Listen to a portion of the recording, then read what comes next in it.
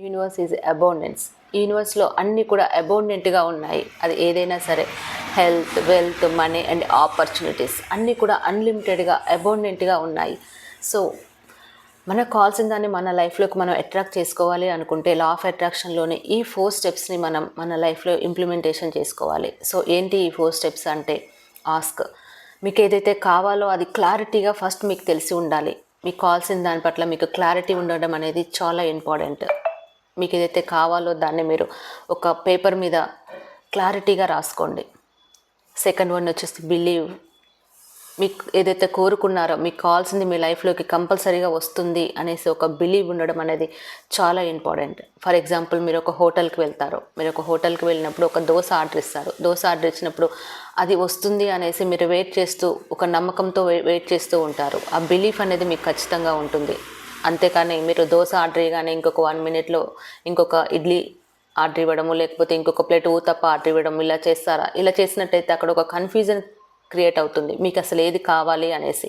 So అలాగే మీరైతే కోరుకుంటున్నారో అది తప్పకుండా మీ లైఫ్లోకి వస్తుంది అనే ఒక స్ట్రాంగ్ బిలీఫ్ ఉండడం అనేది చాలా ఇంపార్టెంట్. థర్డ్ వన్ వచ్చేసి బీ గ్రేట్ఫుల్. ఇప్పుడు మీ ఏదైతే మీ లైఫ్లో ఉన్నదో దాని పట్ల బీ గ్రేట్ఫుల్గా ఉండండి. గ్రాటిట్యూడ్ మోడ్లో ఉండండి. ఇప్పుడు మీరు హెల్తీగా ఉన్నారు, దానికి గ్రాటిట్యూడ్గా ఉండండి. బీ గ్రేట్ఫుల్గా ఉండండి. మీ చుట్టూ గుడ్ రిలేషన్స్ ఉన్నాయి, మీ చుట్టూ ఉన్న పీపుల్స్ పట్ల బీ గ్రేట్ఫుల్గా ఉండండి. అండ్ మీకున్న హెల్త్, వెల్త్, మనీ అండ్ మీకు జాబ్ చేస్తున్నారు, అది చిన్నదైనా సరే ఏదైనా సరే దాని పట్ల బీ గ్రేట్ఫుల్గా ఉండండి. సో మీరు ఎప్పుడైతే మీకున్న దాని పట్ల గ్రాటిట్యూడ్ మోడ్లో ఉంటారో అప్పుడు మీ యొక్క ఫ్రీక్వెన్సీ ఎప్పుడు కూడా హైలో ఉంటుంది. Fourth one is the receive.